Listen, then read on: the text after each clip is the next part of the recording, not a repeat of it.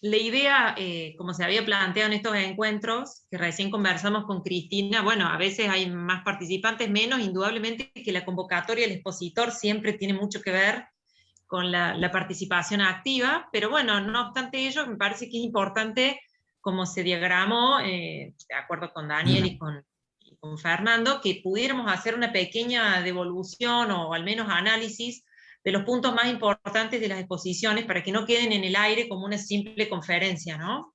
Y lo que planteamos, si mal no recuerdo, acá no tengo el archivo, pero es básicamente estos temas más importantes que fueron las tres alternativas que se daban frente a la pandemia y los contratos, esta responsabilidad contractual derivada de pandemia. La imposibilidad de cumplimiento, la frustración del fin y la aplicación de la teoría de la imprevisión.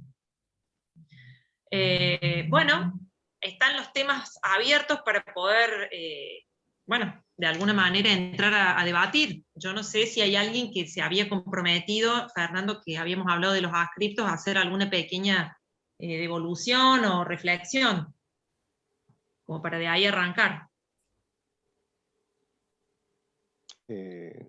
Dicen algunos que en las buenas, Ninguno. las buenas técnicas de didáctica es no quién es, sino quién es, no quién quiere hablar, sino quién será el primero. Así es. No sé, si alguien tiene, aunque sea, yo digo que este es un espacio para romper formas, ¿no? El hielo, tal Digo, cual. claro, che, ¿qué le pareció? Mira, lo que dijo Picasso me pareció muy bueno, me pareció un bodrio, no comparto nada, lo que sea. Y desde ese punto de vista, o transferir algunas experiencias, qué sé yo, por ahí lo veo a, a Bruera que tiene mucho roce judicial todos los días, o también Magalí o Matías, o la gente que está en la justicia, entonces, o Jimena que también está allí. Por ahí nos pueden transmitir un poco, si bien este no es un tema específicamente de daño, porque es un tema que incluso para la jornada Actual. estaba puesto en obligaciones, ¿no? Que no sé si es de obligaciones de contrato en De realidad, contrato, seguro. De contrato propiamente. imposibilidad Sí, sí. de frustración, etcétera, pero bueno, incluso es difícil tratar la imposibilidad de pago como un hecho extintivo de la obligación sin ver cómo se traslada al contrato. Fíjate, justamente hoy me entra una consulta que para mí es bastante simple, pero no es así para el cliente, un tipo que tenía una franquicia en el interior de lo voy a contar así como para tirar y salgan temas, ¿no? De una franquicia de una empresa de servicios educativos. Entonces lo franquician para que en un lugar del interior de clases presenciales sobre temas muy innovativos, robótica, etcétera, etcétera, ¿no? Y empieza noviembre, diciembre, en enero y febrero no, esos cursos no se dan, y en marzo se cierra.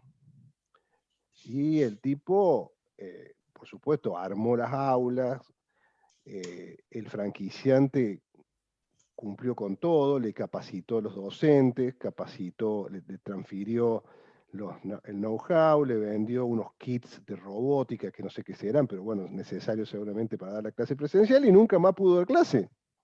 Claro. Y nunca más. Entonces el tipo dice, yo me quiero ir, y el tipo le dice, bueno, si te querés ir, andate. Bueno, pero yo quiero cobrar algo por irme, porque yo hice una inversión, en realidad es una imposibilidad de pago, porque imposibilidad de cumplimiento por parte del franquiciante, porque el franquiciado ya cumplió con lo suyo. Y hay un hecho, que es un caso fortuito, bueno, hoy es lo mismo, una fuerza mayor que le dice, che, no me dejan abrir, pues no le dejan abrir. No le habilitan el lugar para la clase presencial, ¿no? Y en realidad ahí, si vos, a ver, yo lo estuve pensando, en realidad el tipo es una defensa para el franquiciado diciendo, yo no puedo cumplir, pero el franquiciante tampoco se puede tomar a cargo las consecuencias de un hecho fortuito. ¿Qué le va a decir? Devolveme la plata que invertí. Y no fue que le pagó un fee, ahí no había fee, no había nada, era nada más que una inversión en armar aulas, no era tampoco una franquicia McDonald's donde le hayan puesto $150.000 de entrada, que podría decir, bueno, che, si te puse $150.000 de entrada, este contrato se hizo imposible, devolverme una parte, porque si te lo puse era por un contrato previendo a distancia, acá no hay dinero en el medio, ¿no? Y eso Picasso me parece que lo planteó bien, yo no pude volver a verlo al video, a mí me gustó mucho Picasso, me pareció muy Sí. solvente. Muy claro, yo la escuché completa la Excelente. charla. Gracias Muy- Magali por de paso por la grabación, porque la verdad es que es espectacular. Me pareció muy armado, muy bien. Y el tipo dice, una cosa, veamos la imposibilidad de pago de la obligación, pero además, cómo la imposibilidad de pago de una de las prestaciones se traslada al contrato, ¿no? Necesariamente, por supuesto. Claro, Sí, eso, sí. ese es un tema que me hizo ruido y justo hoy estoy estudiando esto y digo, este es el tema de planteo Pizarro, porque acá hay una imposibilidad de pago para el franquiciante, porque no puede, pero él quiere que ese contrato no se le convierta en un negocio tan ruinoso, pero tampoco me parece que esa consecuencia se la pueda trasladar al franquiciado, que en realidad no sé si tiene alguna consecuencia que asumir. Y ahí está, ¿no? La imposibilidad de pago como imposibilidad de cumplimiento. Qué lindo No, tema, Fernando, no el que no traigo, muy imputable, interesante. no ¿Y cómo imputable lo a... ves vos ese tema? No, yo llego a la conclusión de que en realidad el franquiciado que no ha podido cumplir, y si no puede cumplir porque aún hoy le cuesta, y si le habilitaran, le habilitarían de una manera muy parcial, con lo cual el número de alumnos que podría tener sería muy poco, entonces tampoco cubre los costos. Podría decir, yo no sigo con este contrato y me voy sin responsabilidad. Ahora, yo darme vuelta y decirle, che, franquiciante, yo hice una inversión de $30.000, no es un juicio grande, de $30.000, y vos me tenés que dar lo que yo puse por... El tipo te va a decir, pero si yo no fue culpa mía que vos no lo hayas podido hacer, vos lo hiciste, no lo pudiste hacer porque te cerraron las aulas. Y no es plata que me entró a mí, además de cuál sería el daño, porque en definitiva las construcciones y todo eso le quedan en el franquiciado, ¿no? Pero supongamos que hubiese habido algún daño, los kits, que serían menores, ¿no? El franquiciante, ¿qué iba a decir? Che, yo te tengo que devolver la plata porque vos no podés cumplir el contrato. Fernando, y por vía de la suspensión del contrato temporaria o de los No, efectos, es que no da más. no da más. Claro, son empresas tan chiquitas. No, seguro. Vos fíjate, Seguro. ¿no? Al No puede principio, asumir los costos. claro, al principio me acuerdo en marzo, abril, había una empresa de Río Cuarto que su negocio es comercializar apoyos a ONG internacionales. Fíjate, buen negocio, ¿no? Uno piensa que los negocios son vender zapatos y este tenía como 120 tipos de empleados que lo que venden es apoyos a Greenpeace, por ende, en la calle entonces, che, dale 100 pesos por mes a Greenpeace. Ese es el negocio. Y se lleva un porcentaje. Entonces, el tema era, che, está todo cerrado. No puedo seguir aguantando los 120 tipos. Bueno, ¿en qué llegaron? Greenpeace le pagó una parte del sueldo, el otro. Pero claro, no son estos negocios chiquitos. En los negocios grandes probablemente es más fácil resolverlo, ¿no? Como yo le decía el otro día a Picasso, desde mi punto de vista, se judicializó mucho menos del terrible problema económico que existió y que va a existir, me parece, aún más. Pero en estos pequeños temas ves por ahí aplicado cosas que vos decís, che, pero mira, en realidad, ¿cómo se resuelve esta situación? ¿No? Hay la imposibilidad de pago y el efecto sobre el contrato bilateral, no sobre la obligación particular de una de las partes, sino cómo se transfiere, que no está muy tratado tampoco. Vos fíjate cuando lo tratamos en obligaciones, no en contrato. En contrato vemos la frustración del contrato por imprevisión, la frustración del contrato ¿cómo es el otro? Frustración del fin, pero este también en particular, y me pareció inteligente, no lo volví a leer y no tuve tiempo de ponerme a estudiarlo, pero justo hoy se me da este tema y lo traigo así como un ejemplo de lo que hablamos en la clase anterior, ¿no? En la charla anterior. Fernando, fíjate que inclusive esto te puede llevar, estoy pensando en voz alta, a una vieja controversia que había en el código anterior y que se puede proyectar al código nuevo cuando se controvertía si correspondía hablar de responsabilidad por incumplimiento obligacional, dado que el código de Vélez, igual que este, tenía una teoría general de la obligación, o si había que hablar de incumplimiento contractual, y hubo una larga polémica en torno a ese tema, que se proyecta el código nuevo. Y en verdad, yo creo que cabe hablar de incumplimiento obligacional y también de incumplimiento contractual, porque conecto con lo que decía Fernando recién muy agudamente. El incumplimiento contractual, si uno lo toma aisladamente, puede producir ciertos efectos. Pero cuando esa obligación está inserta en una trama contractual, un contrato bilateral, por ejemplo, hay que ver de qué manera impacta en el contrato. Y es posible que un incumplimiento contractual, que un incumplimiento obligacional, que quizás en abstracto no tendría tanta relevancia, cuando se lo proyecta en un contrato, puede asumir una dimensión mayor y abrir remedios más drásticos de tipo resolutorios. Me parece que uno de los temas interesantes para reflexionar es de cómo el fenómeno del incumplimiento obligacional no puede ser disociada del entorno en el cual esa obligación se ha gestado.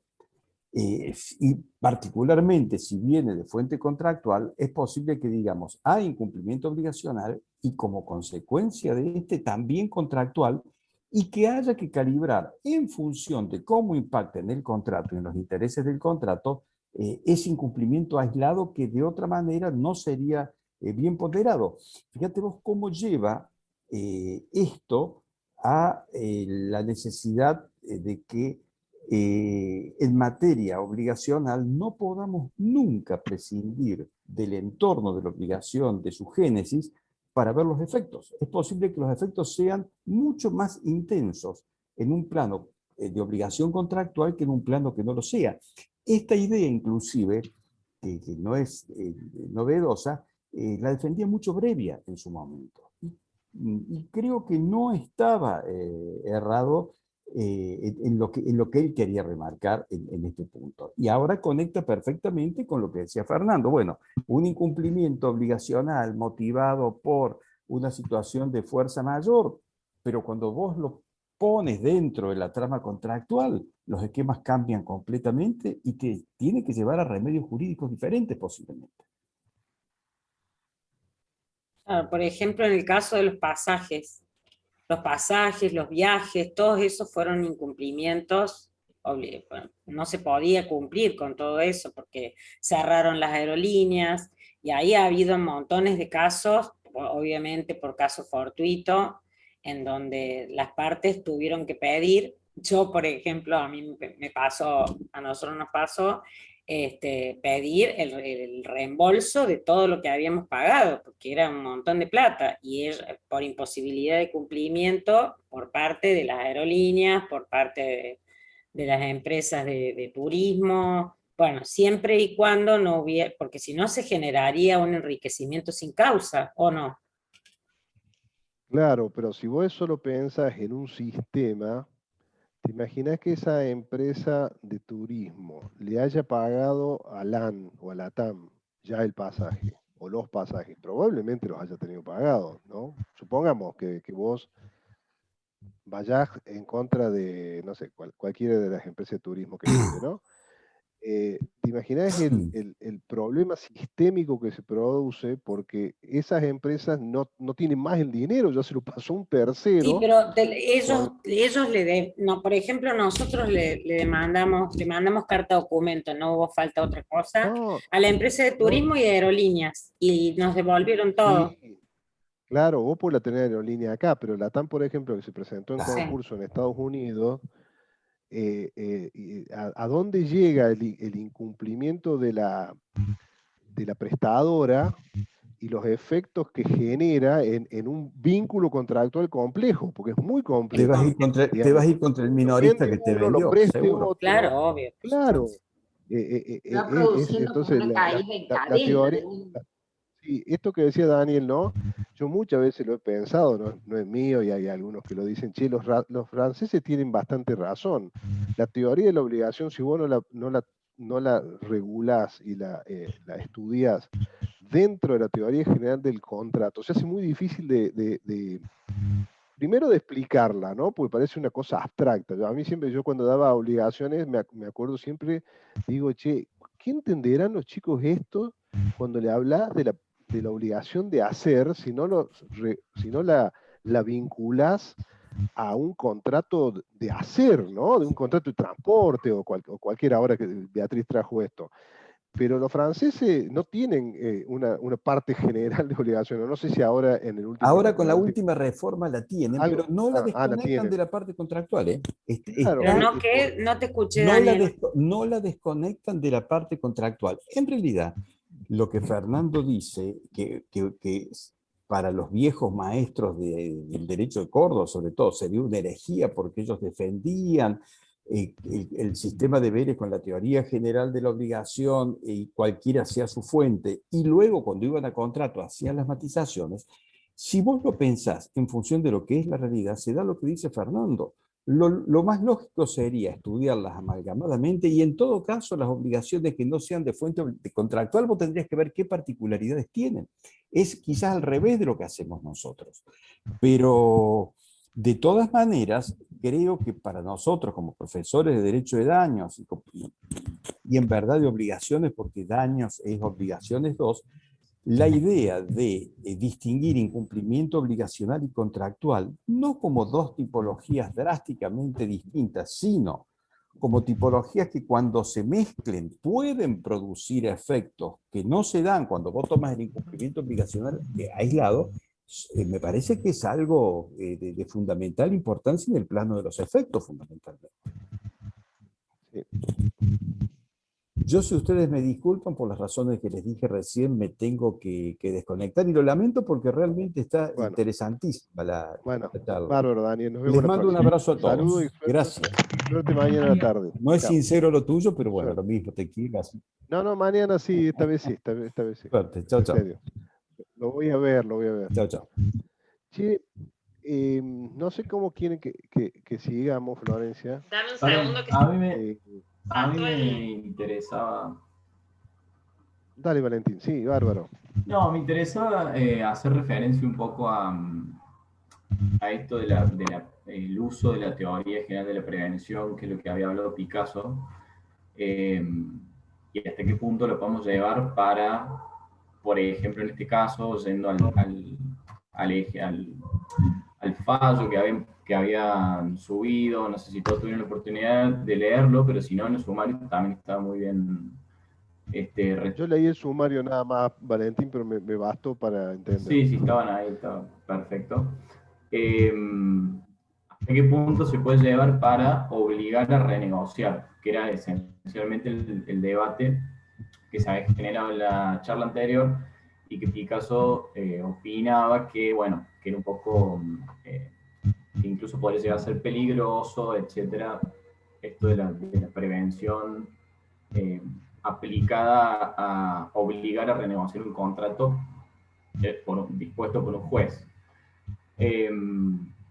Entonces, lo que yo había pensado es que estas situaciones a veces no sé si deberían canalizarse únicamente a través de medidas cautelares, como las que tenemos siempre, incluso antes de la sanción del nuevo código, que vino a traer esto de la acción preventiva del daño. Ahí explica puntualmente el fallo, que no es una acción autónoma, no es una acción preventiva del daño, etcétera, pero bueno, usan un poco de las características que tiene la acción preventiva para obligar a renegociar el contrato. Lo que a mí me parecía es que a mí pasó cuando empecé a leer un poco sobre la acción preventiva del daño, es que está muy entusiasmado con la idea de, bueno, tenemos una acción que nos permite que cualquiera con interés razonable venga a decir, venga a plantear un juez que hay una acción o una omisión que le va a parecer, que le parece que es previsible que produzca un daño, entonces que se evita, etc.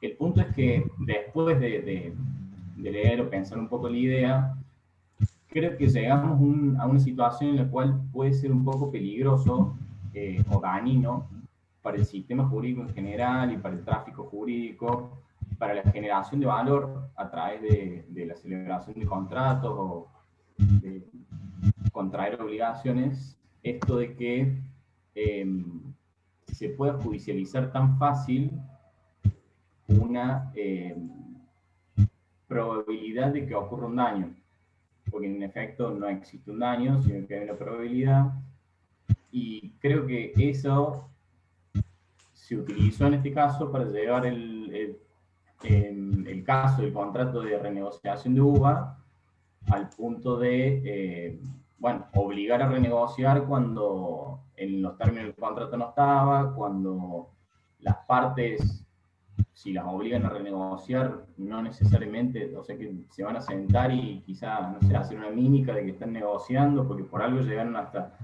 la etapa judicial. Incluso en Córdoba tenemos una mediación anterior, obligatoria. Si es un trámite oral, el juez en una audiencia preliminar intenta que las partes concilien.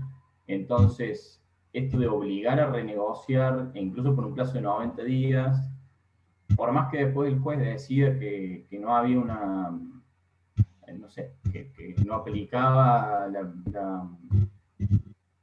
que pretendía la parte actora, la judicialización ya de por sí representa un costo que puede generar para mí un desincentivo a seguir celebrando contratos o un sobrecosto de esos contratos que se van a cubrir de esta posibilidad.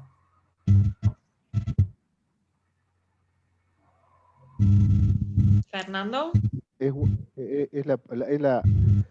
lo que planteamos en la charla de Sebastián, ¿no? Son bien claras las posiciones, me parece, con respecto a qué puede o no puede, o qué debe, por poder pueden muchas cosas, ¿no? Pero qué debe o no debe hacer el órgano judicial frente a una situación de estas. Hoy charlábamos en el estudio precisamente en unas reuniones que hacemos una vez por mes hoy el tema de la redacción. Redacción, cómo redactamos una demanda, cómo redactamos una contestación y cómo se redactan las sentencias y cómo va cambiando el modelo, ¿no? Ese modelo de antes de sentencias tan fundadas y largas. Yo siempre pongo de ejemplo un ex vocal de cámara que cada sentencia eran 60 páginas, de las cuales 50 no tenían nada que ver con el tema, sino que eran citas doctrinarias. ¿Por qué? Bueno, porque así era el estilo, ¿no? Y me parece que en esto, Valentín, se comienzan a ver dos modelos, ¿no? Un modelo bien dogmático, positivo, que te digo que yo llegando a los 60 me estoy convenciendo que no sé si no es el mejor, a pesar de que me he adherido muchas veces a los principialistas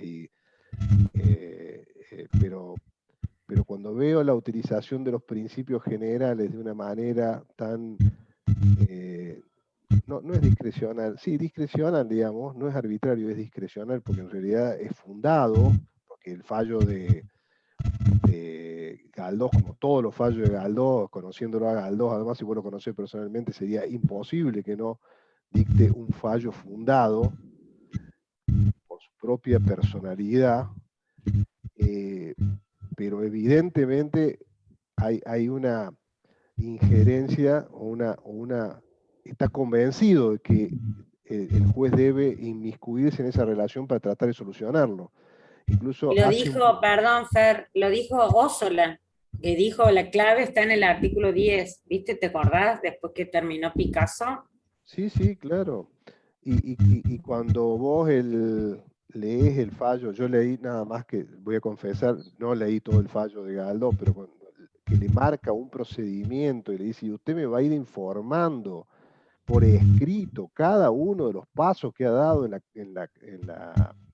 negociación. Yo sé por qué lo dice, es precisamente para que no sea una pantomima y se diga, mira juez, ¿sabe qué? Estuvimos negociando y acá tenés, ahora anda y no negocio nada, pero hasta le está diciendo, haceme una propuesta, y si no tengo ganas de hacer una propuesta, no tengo ganas, ¿sabes qué? Creo que el crédito UVA, pues yo cuando lo presté, yo no soy abogado de banco, ¿eh? Al contrario, por lo general voy por los demandados de los bancos, pero si el banco puede pensar, pero decir, sí, yo hice un cálculo de costo y tampoco voy a pensar que los bancos son inocentes y no ganan plata. No sé si, no sé si la función del juez ver si gana mucha o poca plata en definitiva el banco, si no será una cuestión del Banco Central y determinar qué sistema bancario queremos en el país, listo, ¿viste? Si no, no estamos diciendo, si queremos un sistema bancario fuerte, pero cuando le ganan mucho se lo voy a sacar y entonces no aplico más la cláusula. Bueno, y esto no es desconocer los graves problemas sociales que trae esas cláusulas, pero esto nosotros, los viejos, Cristina o Betty, ya lo hemos visto 27.000 veces.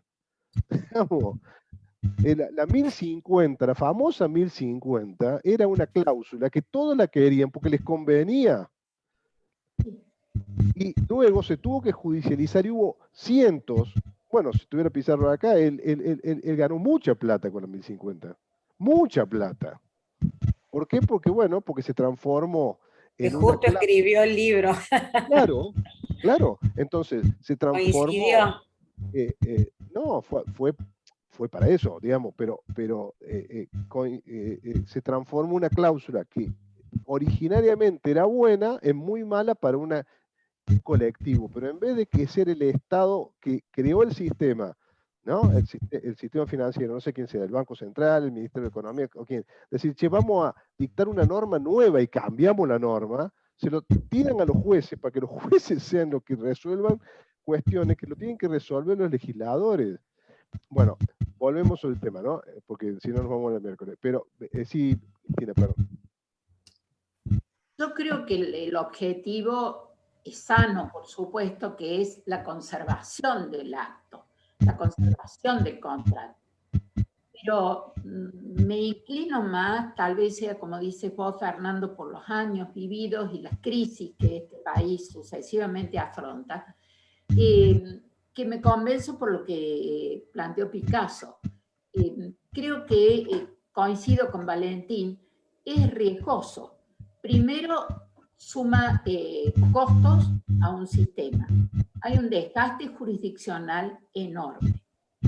Y va fundamentalmente contra la esencia de lo que es la autonomía, la injerencia en un acuerdo que se presupone que es de partes. Lógicamente que hay una cantidad de principios que en un contrato paritario, pero no siempre las partes están en igualdad de condiciones, como en este caso, un particular con el banco. Pero esta cuestión también de los principios son normas tan abiertas, de una textura tan abierta, que la interpretación se da de modo discrecional, no digamos arbitrario, coincido, Aldo jamás lo haría de modo arbitrario, pero es discrecional. Y entonces en los distintos fallos que uno encuentra dictados el año pasado en muchas de estas cuestiones, las soluciones son tan diversas, pero tan diversas, que verdaderamente también se encuentran riesgosos asumir una cuestión de esta. Contratos pactados en dólares. No, si hay que cumplir, ahora no, ahora va a ser en pesos. No, en dólar. Se obligó en dólares. Bueno, ¿qué dólar? ¿Qué tipo de cambio? Es decir, se encuentra una dispersión en eso que realmente creo que trae un poco más de inseguridad. Ahora, si las partes no acuerdan de buena fe renegociar y sin caer en el abuso y demás, darle toda esta potestad al juez, creo que desvirtúa el sistema a hacerlo de un modo imperativo. Pero también en el caso que vos nos planteas, Fernando, prácticamente que si no te queda margen hay que resolver ese contrato, hay que ir a una resolución, porque con también las dificultades de los contratos concatenados que se dan, porque generalmente no es uno solo. A partir de ahí hay el alquiler de otra cosa, la venta a otro servicio, etc. Es decir, son los desafíos que plantean las crisis. Les aseguro que todavía no tengo una posición muy segura, pero me inclino yo menos, Cristina. Si hay algo que he aprendido en Derecho en 40 años es que no tengo ninguna posición segura. No se puede, pero creo que me inclino más por la de Picasso. Y menos en este país, Cristina, donde no existe la seguridad jurídica y usan la pandemia como quieren para lograr fines diversos. La verdad es que no hay seguridad jurídica, esa es la realidad. ¿Quién va a venir a invertir un mango acá? Y no, y los grandes contratos, como dice Fernando, bueno, ya tienen incorporadas cláusulas de revisión que no son las que el común de los particulares prevé en este tipo de contratos. Los contratos de suministros a largo plazo, etcétera, ya tienen cláusulas de revisión, ya están listas, pero estos otros son los verdaderos dramas para particulares. Sí, claro, es un problema social grave. Sí, Florencia. Sí, voy a retomar así un poco lo que decían todos ustedes y especialmente lo que Valentín señalaba. También un poco me parece que está muy bueno que los adscriptos se vayan animando a participar activamente. Dos cuestiones. Uno, reconozco y coincido con todos ustedes el planteo de Picasso en torno a la inaplicabilidad, al menos como regla del Instituto Preventivo en materia contractual, principalmente por este respeto a la autonomía de la voluntad que vos recién señalabas, Cristina, en el cual estamos absolutamente de acuerdo. Ahora, sí me parece que esto de la prevención a veces es visto, y entiendo un poco la mirada y la crítica de Valentina, es decir, a ver, es tan amplio el régimen del 1711 que habilita esta acción preventiva, o al menos eso parece, diría yo, porque en verdad, y también un poco porque yo soy más de los principios, no sé, tal vez me parece que tiene mucho que ver esto, a veces creemos que este principio preventivo puede ir de cualquier manera. Miren, de la Constitución Nacional, que sería como la madre del altero non ledere y la madre, por ende, del preventivo, justamente pone el tope del daño. Y eso me parece que es central, porque la antijuricidad planteada por el 1711, que bien señaló Picasso, sería un límite primario para implementar el Instituto Preventivo en materia de contratos, porque no hay antijuricidad efectiva, por así decirlo, en un incumplimiento que todavía no ha llegado a generar el perjuicio, sino que se habla de una estructura de tipo anticipatoria, precisamente no se ha configurado. Entonces yo creo que, como ustedes bien señalan, con la mejor voluntad, a lo mejor se ha hecho uso de este instituto, pero de una manera inadecuada, y no creo realmente que el 1711 habilite a cualquier cosa, sinceramente. Me parece que tiene claras pautas que sí puede dar, a que claramente todas las normas los jueces sabemos que a veces en más en menos hacen uso de su discrecionalidad, pero la antijuridicidad a un potencial tiene que ser acreditada. Y no es solo de cualquier modo, sino que esta razonabilidad implica un juicio de causación adecuada, como se expresa en los fundamentos, y eso nos lleva a una serie de requisitos de prueba, los que a veces entablamos acciones preventivas, todo lo que es medio ambiente y empresas, sabemos que no es tan simple como ir a una acción preventiva y que el juez mañana te cierre una fábrica. Hay una serie de requisitos y procesos, bueno, bastante complejos, que me parece, digo, para poner un poco de aguas calmas en esto que sería como un instituto de prevención aplicable tan genéricamente. Yo no creo que sea así. Me parece que acá primó un poco una noción de equidad, una noción de sensibilidad social frente a una crisis muy palpable. Eso por un lado, y brevemente lo otro que quería señalar de lo que vos nos comentabas, Fernando, en este caso del contrato de franquicia, bueno, estamos hablando del caso fortuito, ¿no? Y qué difícil es dimensionar la pandemia como caso fortuito, porque en algún punto parece que la pandemia es el caso fortuito, y yo creo que hay una visión que nos exige mirar un poco más en detalle. Federico Sola, digamos, mencionó el tema de la prueba circunstanciada. Va a depender de cada obligación, y en si quisiéramos ver aún la pandemia como un hecho en sí, que yo creo que no es, porque habrá que ver en caso concreto si la pandemia impidió el ingreso de insumos del extranjero, si impidió efectivamente dar clases presenciales en ese caso. Bueno, más allá de eso, la pandemia tiene una dimensión temporal, No es un hecho de la naturaleza como un terremoto que sucede hoy y ya está. Se prolonga, va y viene, medidas más, medidas menos. Entonces, esa previsibilidad del caso fortuito, o esa inevitabilidad propia del caso fortuito, tiene que ser dimensionada con esta cuestión temporal. No es tan simple como aludir a una pandemia que me impidió. Habría que ver concretamente si verdaderamente se pudo o no cumplir, hasta dónde, como señalaba Picasso, con el máximo de la buena voluntad, y finalmente la regla del 1725. Yo diría, bueno, a ver, el franquiciante no sabía que estaba en riesgo el tema este de la presencialidad, no pudo verificar, toda esta capacidad de anticipación que nos dice la previsión. Me parece que es interesante poder ahondar un poco más en el caso fortuito en la pandemia, porque nos juega como una cuestión bastante compleja. Sí, yo creo que el tema son los DNU y que ni siquiera se forma en uno y en otro. Seguramente ese contrato, Fernando, es desde el 2019, previo a la... No, en el contrato este era imposible porque era previo a la pandemia. Nadie preveía en marzo, es más, en marzo del 2020, todos creíamos que en un mes estábamos de nuevo en actividad y no es el caso, pero sí es interesante lo que dice Florencia. Tengo un sonido, tanto usarlo durante el 2020, esto no funciona. Que lo planteó Picasso y lo plantea bien Florencia. Una cosa son las medidas legislativas de cualquier orden que hayan impedido el cumplimiento de la obligación, si vamos a tomarlo focalizado en el cumplimiento de la obligación y no en el efecto general sobre el contrato. Y otra cosa es la pandemia en sí, ¿no?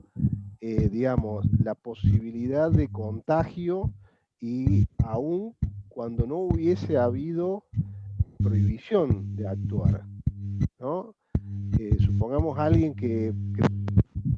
Voy a sacar esto, está volviendo loco. ¿Se escucha lo mismo ahí? Perfecto. Bueno, no, sí, porque estoy con el micrófono de la computadora. Entonces... Igual se siente un ruido raro, Fer. No, pero no es mío ese caso ya. Me parece que es el de la flor, el ruido raro. Sí, puede ser alguien que esté abierto el... Porque siempre me aparece ya en la pantalla, como que está hablando ella, por eso me hace pensar que es la flor. Claro. Y que dice Florencia muy bien, y lo dijo Picasso, el hecho en sí de la transmisión de la enfermedad, digamos, y que no haya una medida legislativa que se lo impida, y que sin embargo el deudor, ante la posibilidad de un contagio, diga: yo no cumplo. ¿Por qué? Porque en realidad me expongo a un daño, ¿no? Incluso hablaron del estado de necesidad, ¿te acuerdas? Lo dijo muy bien Ossola, recordando a algunos trabajos de Banqui. Yo en ese momento no lo dije, pero me acuerdo la última vez que lo escuché a Buteler en un seminario. Yo era muy chico realmente en esa época, en el Instituto de Derecho Civil, cuando funcionaba el Instituto de Derecho Civil, no el departamento.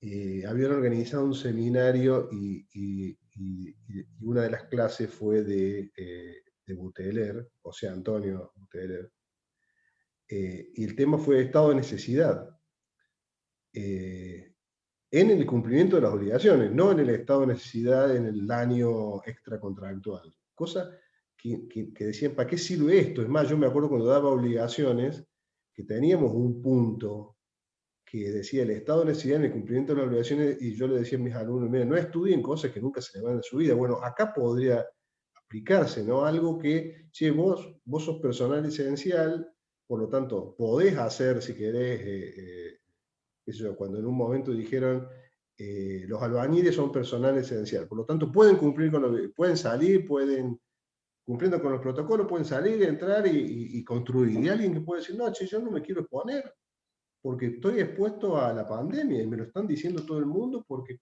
esto, y ahí hay un supuesto diferente a los DNU, a las normas del COE, a las normas de las municipalidades, a todo este desbole que Florencia, el marido de Florencia, lo estudió también en un seminario fantástico que dieron los administrativistas, cómo ha cambiado la fuente del derecho, ¿no? La fuente del derecho en la pandemia no fueron más las leyes, sino fueron las normas administrativas.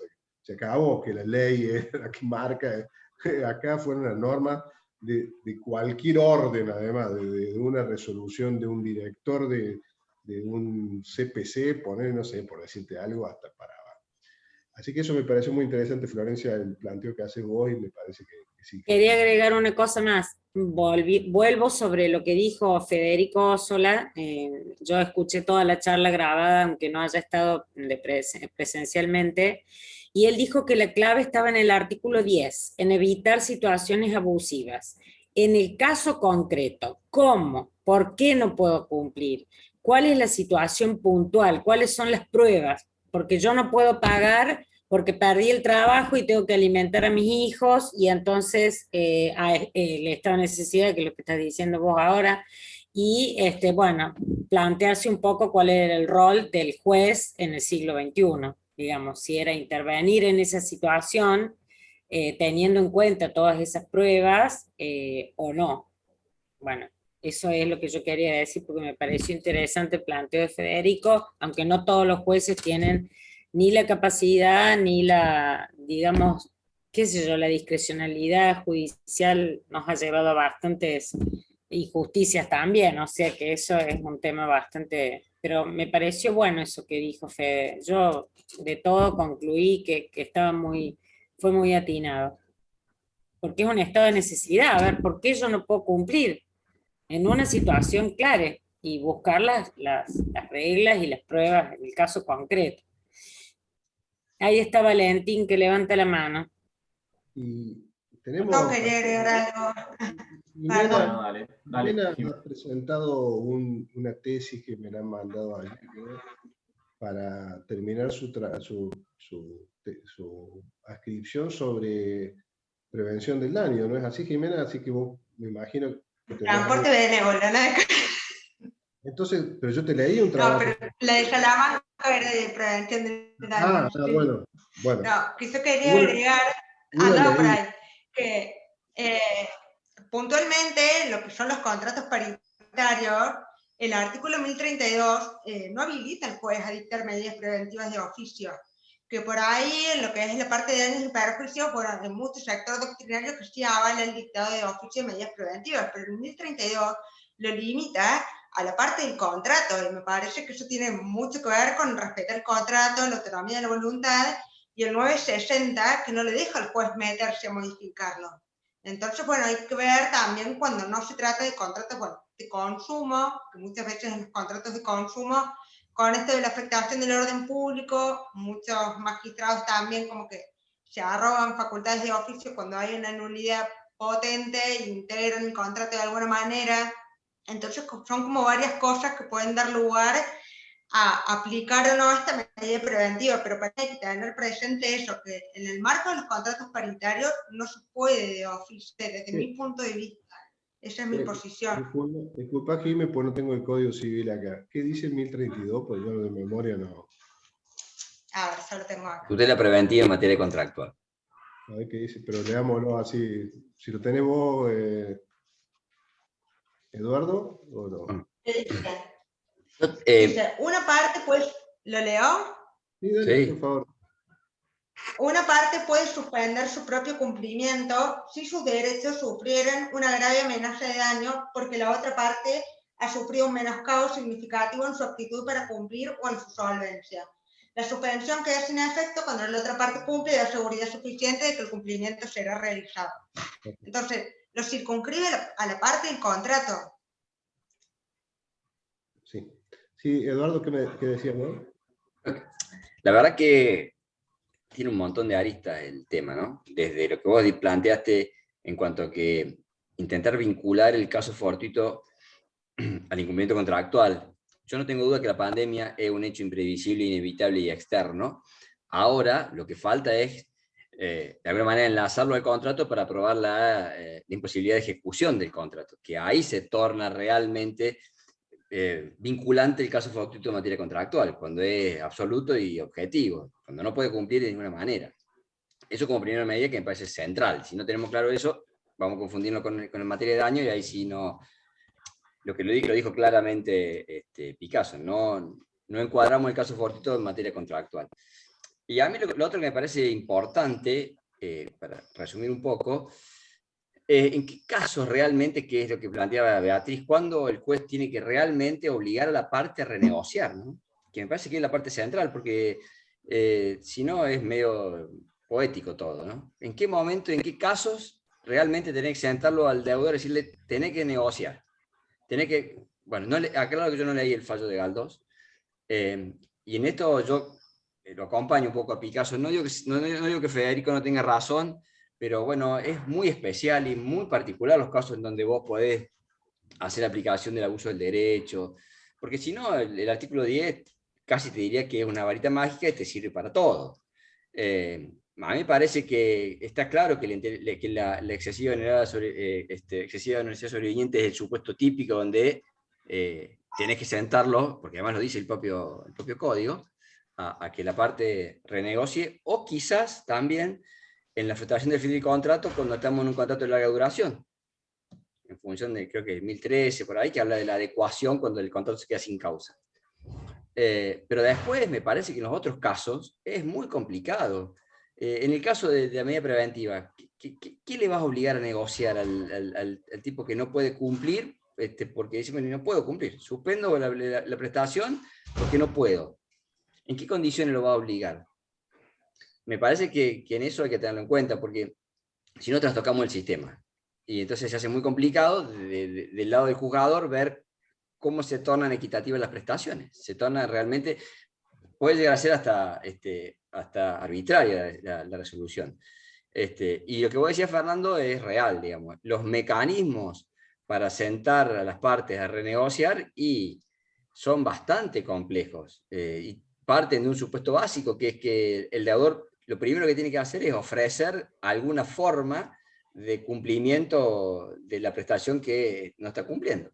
Y por eso Galdós, supongo yo en el fallo, le empieza a poner un montón de condiciones para que no se torne la cuestión... A mí me parece que en el fallo de Galdós va más dirigido al acreedor que al deudor, ¿no? Ajá. En definitiva, él dicta una medida cautelar diciendo vamos a bajar la cuota a menos, que eso es bastante generalizado, ¿no? En planes de ahorro, decir, che, no dejes de cumplir, incluso es una buena técnica de litigio para los que hacemos profesión, decir, no, yo no puedo cumplir, bueno, pero ofrezcamos algo, porque eso también demuestra que ese deudor no es que está pateando para adelante a ver cómo puede hacer para no pagar nunca más nada, ¿no? Pero bueno, eso es otra cosa. Pero acá le dice, bueno, vamos a bajar la cuota UVA que considera desmesurada. Excesivamente onerosa. Y venga el acreedor a ver cuánto. Ahora, si el acreedor viene y dice, yo no estoy dispuesto a perder nada. ¿Por qué? Porque, bueno, porque mis números, esto es como el contrato de seguro más o menos, ¿no?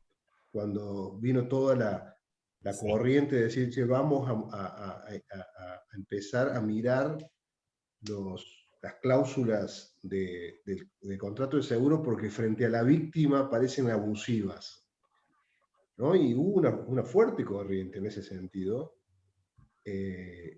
hasta que la corte dijo, che, mirá, el contrato de seguro, el tipo tomó un riesgo, no le puede hacer subir el riesgo, y esto vos, Beatriz, que ha sido mucho tiempo abogada de los médicos, ¿no? Esto a los sanatorios, hospitales con los amparos médicos es de todos los días, es decir, che, pero todos los días. Si yo te vendo un seguro que cuesta 100 pesos, ¿sí? Entonces, mis riesgos son estos, entonces te puedo dar esto, no, pero entonces yo quiero que me des una prótesis, y estoy hablando de un caso en donde yo fui como actor, que vale $250.000 cada vez que me la pongo. En realidad la compañía de seguro dice, pero pará, vos pagaste, no sé, 10.000 pesos por mes, ¿cómo te voy a dar una prótesis que valga? Y bueno, pero es la... Y el riesgo. Es esta apertura de los principios. El risk. De los principios sobre los contratos, ¿no? Hay un fallo de... Bueno, lo que voy a decir, Fernando, es el caso del presidente, creo que Flores, el de la Corte, que expresamente le dice al juez, usted no se meta en el contrato de No, seguro, porque... Sí, la clase que viene Galdós, ¿no es cierto? Sí, lo vamos a hablar de responsabilidad preventiva, así que ahí lo vamos a tener a full. Yo creo que Jorge se enamoró de la prevención con Vos también, Fer. mucho, qué sé yo, cada uno se enamora de... Al lado de Pizarro, vos estás enamorado de la prevención y Pizarro la odia. No está Pizarro para defenderse, ¿no? Pero ese artículo 1710, inciso B, sí. Cuando se trataba el 1074 del Código Civil, responsabilidad por omisión, acá tenemos Florencia, la especialista, tesis brillante sobre omisión, cuando se produce, cuando se comete omisión, aunque es una herejía lo que estoy diciendo, la omisión no se comete, cuando se incurre en omisión, digamos. Y él y Matilde Zavala decía, no puede ser un criterio estrictamente legal. No puede ser que solo cuando la ley lo diga, sino que cuando el derecho lo diga. Bueno, eso lo dijeron años, para que el 1074 no fuera óbice a que haya responsabilidad por omisión, sino en los casos en que hubiese una ley que lo dijera. Lo dijeron años. Cuando salió el 1710, inciso B, Pizarro dijo, es una herejía, le dejan abierto. Si lo dijiste vos, Pizarro, ¿qué? Bueno, pero más allá de eso, ¿no? No sé de dónde habíamos salido. No, porque yo dije que Galdós venía a hablar de responsabilidad preventiva. Esta solución, Valentín, vos que leíste el fallo, no sé quién más lo habrá leído, vos fíjate que él usa esos argumentos del 1710, pudiendo no usarlos, hubiese llegado al mismo... esto es como el daño punitivo, ¿no? Cuando vos usas el daño punitivo de una manera liviana, lo desnaturalizás y no sirve más, ¿no? Porque si utilizara 2 o 3 veces el daño punitivo en serio, decir, che, mira, bueno, tenemos esos 5 millones que ya pronto te van a alcanzar para ir 2 veces al supermercado. Pero supongamos que hubiese habido un número actualizable y esos 5 millones del 2008 serían un paquete de plata y que en algún momento alguien dije, mira, en este caso le voy a aplicar 150 millones de pesos. No vamos a hablar de dólares como sería en la Corte de Estados Unidos, o 1.500, no sé cuánto, pero cuando vos le decís 20.000 pesos, 20.000 pesos, 20.000 pesos, 20.000 pesos, es la facturación de un mes de un tipo que usa mucho el celular. Lo pagan con 2 usuarios. Lo pagan con 2 usuarios, ¿viste? O a un supermercado que diga, che, mira, en realidad vendiste una cosa, bueno, y la seguís vendiendo y seguir rotulando más y seguir rotulando más, entonces estoy 100.000 pesos. 3 tipos que pasan por la caja son 100.000 pesos. Hoy, cuando vos, Flor, que tenés 4 hijos, 3, no sé cuántos, yo ya soy mi mujer y yo solo, así que gasto poco en comida, pero entonces, en esto vuelvo estoy lleno de nietos, pero no importa. A función preventiva, ¿no? Mira, vos fíjate, él podría haber dicho, yo fijo una cautelar para que el deudor siga cumpliendo algo, para que el acreedor no cargue con todo el perjuicio de la situación. Y luego discutimos cuánto sería un monto razonable si hay imprevisión, cuánto se hizo, cuánto más excesivo de lo razonable es la cuota, pero le metió el 1710 como una medida preventiva. No era necesario. Bueno, ¿por qué? Porque a él le gusta eso. Pero sí, yo creo que le van a empezar a usar el 1710 de una forma que los jueces le van a empezar a decir, no, che, para cualquier cosa que te va a causar un riesgo, voy a parar la actividad, te voy a parar el contrato. Pero lo han querido usar en sociedades. Hay societaristas que dicen, mira, han dictado en esta asamblea un acto, una resolución que considero nula. Bueno, la ley de sociedades tiene todo un régimen, ¿no? Tenés 3 meses, dentro de los 3 meses tenés que impugnarla, tenés que no haberla aceptado, etcétera, etcétera. ¿Qué quieren aplicar? 1710, inciso B. Hay un caso famoso de... que no se aplique, pero eso tiene incidencias muy importantes porque esas resoluciones societarias hacen el funcionamiento porque no pensemos en una sociedad del marido y la mujer que está construyendo una casa, qué sé yo, por decirte algo. En una sociedad muy importante, si vos parás el funcionamiento, porque decís, no, han resuelto comprar un nuevo predio para hacer, no, eso me causa un daño, me puede causar un daño, le aplico el 1710. No, aplicar las normas de la sociedad, que son muy estrictas, ¿viste? Para dejar sin efecto una resolución donde la mayoría toma decisiones. Aunque nadie va a negar que las minorías, por lo general, son avasalladas. Pero este es el sistema societario, este es el capitalismo, si no, no el capitalismo, ¿no? Yo quería decir dos cosas nomás, muy breves. Perdón, discúlpame, perdóname que te interrumpa. Sí, Chicos, sí. yo me voy, son las 8:25, no sé hasta qué hora duran estas reuniones, pero la verdad es que tenía planeado, pensé que era 1 hora. Nosotros también, a mí me están esperando también para... Los quiero un montón, gracias por todo, gracias Fer, Flor y todos por colaborar, Eduardo, todo. La verdad que estuvo muy lindo. Y bueno, nos vemos en la próxima, Dios quiera, mediante con Galdosa, para interpelarlo acerca de su fallo UBA y la responsabilidad preventiva. Un abrazo a todos. Sí, Beatriz, le vamos a preguntar sobre el COVID, porque él y la mujer estuvieron con COVID hasta hace 2 días, creo, internados. No te puedo creer. Bueno, qué sé yo, la verdad que yo no sé, ¿vos sabés algo, Flor? ¿De qué? No, ahora está bien, pero estuvo complicado. Es que te digo, hoy teníamos una reunión de 12, perdón, y fuimos 5 porque todos tenían un contacto estrecho, un chico, un hijo, un primo. Mi hijo vino de Buenos Aires, hace 1 año que no nos veíamos todos, y hoy me habló y me dijo, mamá, qué suerte que fui, no sabes lo triste, acá está todo cerrado, todo, el colegio se acabó, la Indy está re triste, la hija, ¿no? Que no puede ir al colegio, bueno. La verdad es que la pandemia está haciendo estragos emocionales también, afectivos, de todo tipo. Así que bueno, ¿qué vamos a hacerle? Aparte de ser jurídicamente, emocionalmente bastante choqueante la pandemia. Ojalá que tengamos salud y que podamos seguir con todo esto.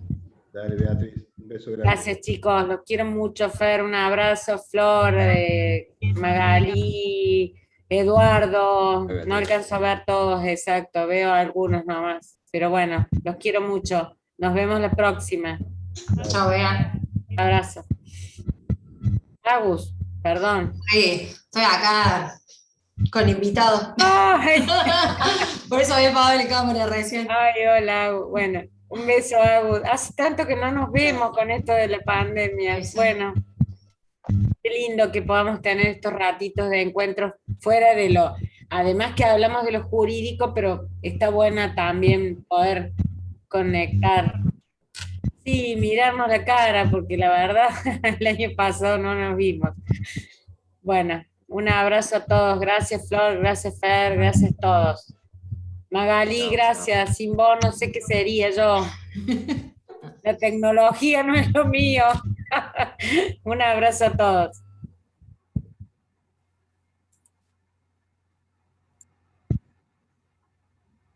Bueno, Valentín, tenías la mano levantada y justo, bueno, me parece Sí, que... no, dos cosas nomás, porque ya no, pensé que terminaba a las 8 en realidad, pero bueno. Está bien, no. Era nada más que respecto del punto de la antijuricidad, que capaz es tema para otro día, porque puede ser muy largo, pero de acuerdo a lo que dice el código, la antijuricidad va pegada con el daño, o sea, tiene que haber daño para que haya antijuricidad. Y este daño en potencial, o sea, cualquier actividad en un mundo postindustrial como el que vivimos es potencialmente dañosa. Entonces, cualquier actividad podría ser antijurídica en potencia. Entonces, si vamos a iniciar un proceso, perdón si no estoy siendo muy técnico, pero si vamos a iniciar un proceso en el cual vamos a tener que probar que esa actividad es antijurídica, y le vamos a abrir ese proceso a cualquiera y a cualquier actividad, incluso el artículo de la sentencia de la acción preventiva del 1713 dice, la deben poner al criterio de menor restricción, como que trata de encorsetarlo un poco. Ahora, la última parte del artículo del 1713 dice, para asegurar la eficacia en la obtención de la finalidad, y la finalidad es prevenir el supuesto daño que puede ocurrir. Entonces, al final, se lo encorseta y al mismo tiempo se le da una vía de escape para que podamos, en mi opinión, judicializar casi todo y a criterio de casi cualquier cosa. Estoy siendo un poco exagerado, extremista, porque me interesa plantearlo de esta forma. Está bien. Capaz es muy largo y para otra oportunidad. Y el otro punto que tenía, sobre todo para preguntarles esto, quizás los que tengan más experiencia de vida, es si esta alegada imprevisión e imposibilidad de cumplimiento en los créditos UVA, que también es todo un tema, el tipo que contrajo el crédito en UVA, que sabía que es una unidad de valor ajustada por inflación, ¿puede realmente alegar en Argentina que era imprevisible que la inflación iba a ser del 40, del 50, del 35 durante 3, 4 años, de que iba a haber una recesión en el país? ¿Es realmente imprevisible eso? Entonces, no estoy seguro si, bueno, no sé, es una pregunta, no estoy seguro si de ahí se puede derivar un fundamento para no cumplir o para pretender cumplir por debajo de lo que manda el contrato. Para los que tenemos más años, como dices vos, sería una situación planteada así, análoga a lo que fue la crisis del 2001 y el dólar, el asumir obligaciones a cumplir en dólares. ¿Quién podía creer que un peso era equivalente a un dólar? Entonces, también se llegó a la idea, bueno, del riesgo compartido en esto, porque el que presta con un préstamo UVA, en este caso un banco, también era de prever que un proceso inflacionario podía hacer que se tornara excesivamente onerosa. Ahora, en este caso particular y puntual de Galdós, sí prueba el deudor que su deuda a él, cuando toma el crédito, tenía una incidencia de un 5%, pongamos el número redondo. Y cuando se hace el planteo judicial, llega al 32%. De los ingresos. Sí. Lo que pasa es que cuando vos ves la imprevisión, Cristina, no es en la capacidad del pago del deudor, es en relación a la prestación, a la contraprestación. Pues si no, te imaginas, yo me quedo sin trabajo, no pago nunca más, porque no tengo más trabajo, qué sé yo. El tema es que este es un problema que no lo puedes solucionar judicialmente, porque las herramientas que te dan son para situaciones mucho más normales, y el legislador no toma sobre sí, porque además, ¿sabe cómo lo resolvería? Como lo resolvió a la especificación asimétrica del 2002. ¿Sí? Los bancos pagaban sus créditos que tenían tomados a 4, o no sé, a 1,40, ¿sí? Y cobraba los que tenía dados a 1. Pero el Estado le pagó la diferencia. ¿Vos creés que los bancos no lo cobraron? Lo cobraron, no es que lo tiraron a la mierda, ¿sí? A esa diferencia. El Estado les terminó pagando. Y ese es el problema, que es tan frágil todo, que tapa un agujero y entonces decís, bueno, yo no puedo pagar porque la diferencia es con lo que yo ganaba, pero no es el... Importante. Perdón. Perdón, no te escuché, discúlpame. Discúlpame, no te escuché. Digo, que en el caso de los créditos UVA, además, creo que sí, ese es uno de los casos donde uno puede intentar renegociar el contrato, porque me parece que es un caso típico de un contrato de consumo colectivo. ¿no? Entonces, cuidado que si vos lo encarás por ese lado, quizás las posibilidades de renegociación sean mucho más plausibles en función del marco protectorio de la 2440 y de la nueva regulación del Código Civil Comercial. En este caso del UVA, ¿no? que algunos créditos de estos de ahorro previo y demás, donde uno ve que la tasa de interés se dispara de manera... y hay claramente intereses homogéneos, digamos, ¿no? dentro de un colectivo que se ve afectado.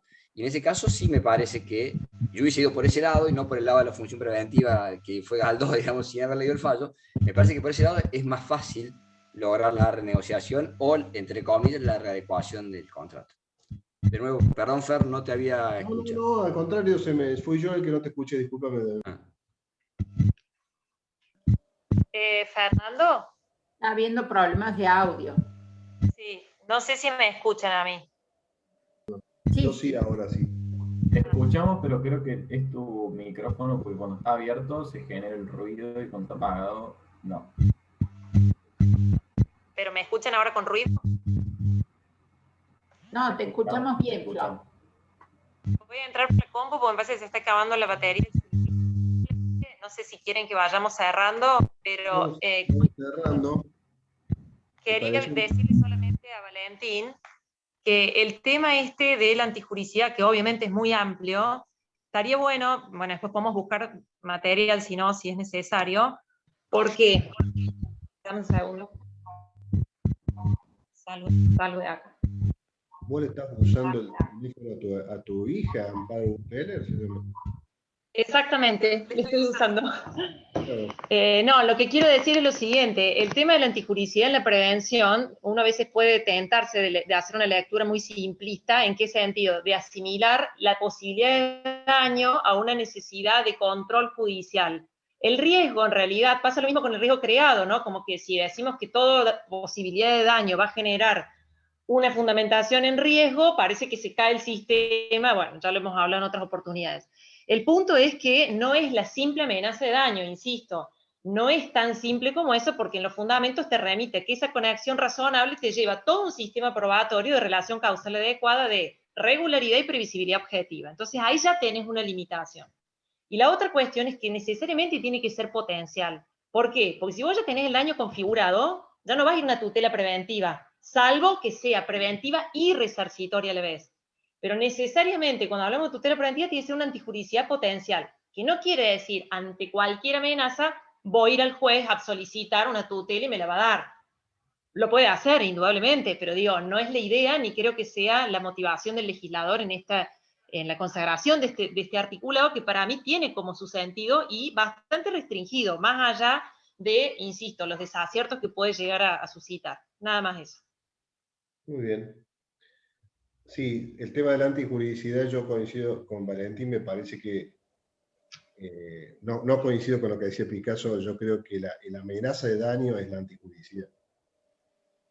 Pero tiene que ir acompañado de un cierre, porque si no, sí caemos en este... Pero por supuesto, tiene que ser un daño que supere, o sea, una amenaza de perjuicio que supere los perjuicios habituales y normales de la vida. ¿No? Como la teoría del riesgo, ¿no? Le voy a explicar la teoría es igual. Caminar en la calle y si me llueve, ¿viste? Si me llueve, entonces es riesgoso, ¿no? Eso forma parte de lo habitual. Lo no habitual es que me caiga un cartel en la vía pública. Un cartel de vía. Y esto es lo mismo. Amenaza de daño tengo desde el momento en que salgo. Entonces, si yo digo, che, estoy andando en mi auto y quizá puedo chocar en la esquina, no, tendría que prohibir la circulación. Ahora, exactamente. Si paso por una esquina que normal y habitualmente se producen accidentes porque no hay una señalización, ahí hay una amenaza de daño distinta. Un daño que supera el daño normal y habitual. O sea, la amenaza de daño normal y habitual.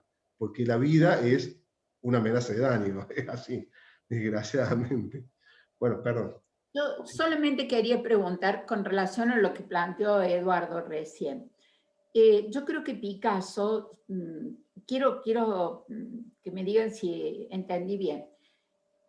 planteaba que sí, que había que renegociar, pero no por una renegociación impuesta por el juez, sino una renegociación mediante una ley que se dictase para resolver este tipo de situaciones. ¿Era así o ya me confundí? La verdad que no lo volví a Yo lo que leer. entendí, ya que estamos tratando estamos sincerando, ¿no? Yo lo que entendí es que él entendió que él está con la postura, si se quiere, más tradicional, más rígida, Sí. que admite la renegociación cuando se encuadran en los institutos del código que prevén la posibilidad de radicar el contrato. Por eso dice referencia, dije, miren, me parece, el contrato de larga duración es posible cuando hay un incumplimiento donde el que no cumple dice, miren, no voy a cumplir más, me siento, quiero renegociar cómo salgo en la rescisión contractual de los contratos de larga duración. O en la teoría de la imprevisión donde está expresamente previsto. Es como que él se encerró diciendo, acá sí lo puedo sentar al deudor o a las partes a renegociar. En los otros casos, como salió el contrapunto con Federico, el tema del abuso del derecho, en otros casos dicen, me parece que no, la tutela preventiva, porque ya en ese caso ya no hay más autonomía de la voluntad y ya el juez, como decía Jimena, hace lo que quiere y dispone cuando le parece que hay que renegociar o no. Eso es lo que yo entendí. Sí, así es, digamos, son las dos posturas que están dando vueltas en la doctrina, en la práctica, digamos, y eso se transmite no solo en temas contractuales o de daño, sino hasta en procesal. ¿Viste, claro, Eduardo? Sí. Hoy, y lo transmito en una experiencia personal, pues yo digo que vos tenés que ver cómo inciden los principios cuando se aparta expresamente de la ley el juez, porque cuando la ley es abierta, se me fue Eduardo justo, qué lástima, pero cuando la ley es abierta, bueno, los principios pueden servir, pero por ejemplo, si dice que el plazo de prueba es de tanto plazo, y vencido el plazo de prueba no se hace más prueba, y luego, cuando pedís la negligencia probatoria, te dicen no, porque es un abuso del derecho, porque tenés que defender el principio de verdad real, entonces ahí el principio borra el sistema procesal. Digamos, porque si te dicen que tenés 40 días para hacer la prueba, y no la hiciste, por supuesto, no la hiciste porque no la dirigiste en el término, vos a través de un principio, que es un abuso del derecho tratar de dejar la prueba afuera, porque si es abusar o tratar de evadir la verdad real, entonces cambiemos el código.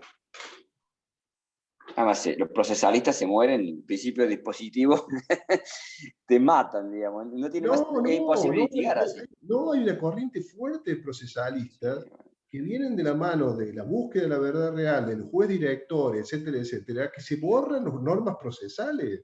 Y esto en los juicios orales, lo vuelvo a repetir, yo creo que fui una sola vez a un juicio oral, o dos, pero lo charlo con mis colegas, entonces dicen, bueno, che, mira, te pueden dictar medidas de prueba que no han sido ofrecidas por las partes, como por ejemplo la absolución de posiciones. Dicen, la absolución de posiciones no está en el juicio oral. Pero yo quiero escuchar las partes, y el tipo tiene que ir bajo percibimiento de decir verdad. Sí. Es la nueva reformulación del testimonial de la parte, que se llama. Testimonial de parte. Yo tengo el deber de no hablar si quiero. Y si quiero mentir, miento. Y si no quiero renegociar, no renegocio. Y si no, después decidí vos que estuve mal yo. Pero bueno, así son posturas y creo que es hasta una cuestión etaria. Me parece que es una cuestión etaria. Pero bueno. Estuvo bárbaro, me parece muy interesante, aunque seamos pocos, como yo siempre le digo a mis alumnos, no importa que seamos 3, mientras podamos charlar de cosas interesantes, vamos a seguir haciéndolo, y los que no participan, mala suerte. ¿Qué va a hacer Cristina? ¿O no es así? Somos lo que estamos. Muchas gracias y por el esfuerzo, por supuesto, Magalí y Flor, que son las que llevan adelante todo este gran esfuerzo. Nosotros venimos de Muchas visita. gracias. Nosotros venimos todos de visita un rato, así que muchas gracias por todo, como siempre, a las dos. Y el año pasado recibieron su merecido, tengo entendido, ¿no? Le hicimos algún regalito, por lo menos Magalí. Merecido regalito. Bueno, a ambas, así que si este año estamos liberados, le vamos a hacer de nuevo un regalito. Así que esos son ese es el azúcar que le tenemos que poner al caballo para que siga flotando. Bueno, un abrazo a todos. Para todos. Chao. Chao.